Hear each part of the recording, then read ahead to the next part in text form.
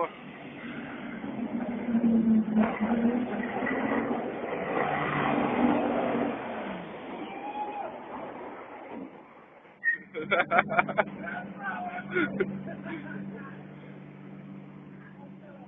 Давайте загоню.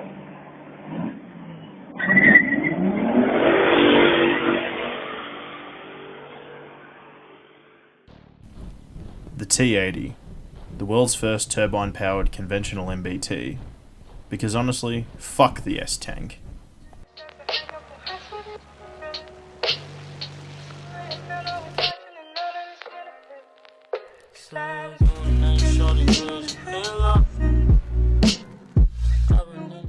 So just a quick disclaimer before the video starts. This footage I've got in the background, I've tried to find as much T-80 footage as possible, but it's hard to find footage that doesn't have some bliat man talking with a robotic voice in the background, so it's been a bit annoying. But yeah, let's get right into it. So as is usual with my historical sort of videos, I'm going to talk about the vehicle's origins and things like that first, then I will talk about the way that the vehicle will implement itself into the game and maybe affect the top tier meta or all that jazz. So let's get right into the scripted part of the video. The T-80 is a heavily misunderstood tank, praised by some and regarded as trash by others, but the rich history of this tank will soon be making its way into War Thunder, so without any further delay, let's delve right into the origins of the T-80 and how it will function in-game. Soviet tank designers have always valued the tenets of speed and a low profile, making each succeeding tank generation smaller and lower, trying to fit everything in while making it the smallest possible target. Still, a major roadblock in tank development occurred when trying to create an engine that is both reliable, more powerful, but also smaller, lowering the physical size of the hull. The T-64 was an excellent example of this, with a very light, flat engine enabling the tank to have an incredibly small engine deck while retaining its incredibly powerful gun and durable armour for the time. Still, the Soviets never much cared about the conventional when it came to tank designs, always pushing the boundaries of what was considered normal, even at the expense of practicality. The first designs for turbine engines were completed all the way back in 1949 by the Leningrad Kirov plant. Despite the unreliability of the engines, two prototypes were fitted to an IS-7 and a T-10 in 1957, each with 1,000 horsepower. Despite their relative success, heavy tanks were soon to be phased out, seeing no future in the Soviet army. Still, a mere 6 years later, the Morozov Design Bureau delivered its first T-64 design, the first true MBT for the Soviet army and a serious successor to any capability lost by the retirement of the heavy tanks. Leningrad, now abbreviated as LKZ, experimented with T-64s, fitted with gas turbine engines. The tests were very promising, but it was clear that extensive work needed to be done to the vehicle tracks and drivetrain to accommodate this new power plant. Eventually, after 7 years of modifications and improvements, the Soviet army accepted the vehicle as the T-80 in 1976. Despite its superiority over the M60 Patton, NATO had no idea of the vehicle's true capability, thinking it to be a variant of the already numerous T-72 tanks. Indeed, all three of the major Soviet MBTs used the same 125mm gun, thus they all looked similar.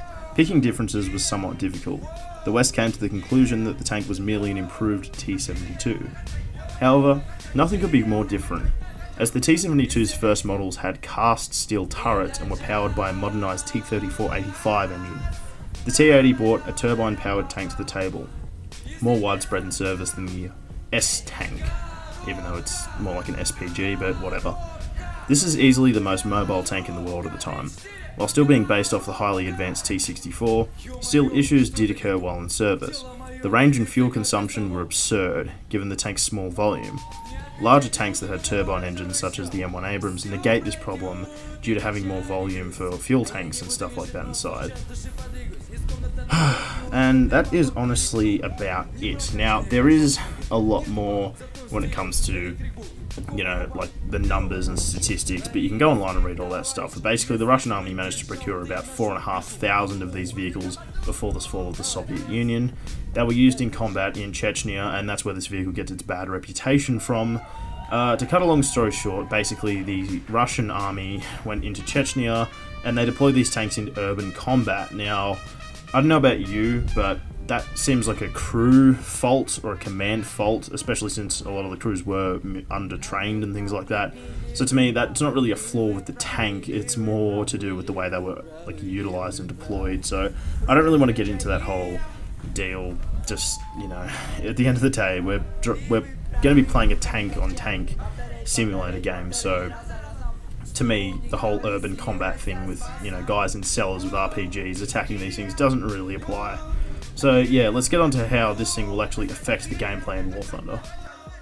So in game, the vehicle will basically act as a much faster T-64 with mobility superior to the M1 Abrams while being on a much smaller platform. Even though the Abrams has a higher rated top speed, this vehicle has a slightly higher power to weight ratio due to being a lot lighter than the Abrams. Still, there is the question of variance. The base T-80 features the T-64A turret and thus would be woefully underprotected at its BR. I'm suspecting that would be around the 9.7 range. The base T-80 also cannot fire ATGMs and is generally inferior to the T-64B in all aspects except speed. I can only conclude that the variant we will see in game is the T-80B, which was introduced in 1978. The T-80B has a new turret which has protection of up to 500mm from kinetic ammunition and around 650mm from chemical munitions, so that's like ATGMs and heat rounds. This vehicle will feature a laser rangefinder, an autoloader which can fire ATGMs, and a better stabilizer, which apparently allowed for an 80% hit ratio on the move, although I'm not sure at what speed. This could be a crawl or this could be at maximum speed, but I highly doubt that last fact. The hull is also improved in its protection levels, being resistant to 450mm penetration APFS-DS rounds and a broad 500 to 575mm against chemical munitions, so maybe Gaijin will sort of pick the middle ground there. The tank also received further upgrades in 1980 with an improved 1,100 horsepower engine, and in 1985 it was fitted for Contact 1 reactive armour. This is what you'll see on the T-64BV. Each ERA brick is capable of stopping a 400mm penetration heat round. This tank is designated T-80BV. As such, the Soviets will finally have an extremely mobile MBT with all the strengths of the Abrams, finally able to run on par with the M1 and the Leopard 2K. However, the Soviets will need all the help they can get, well, because this.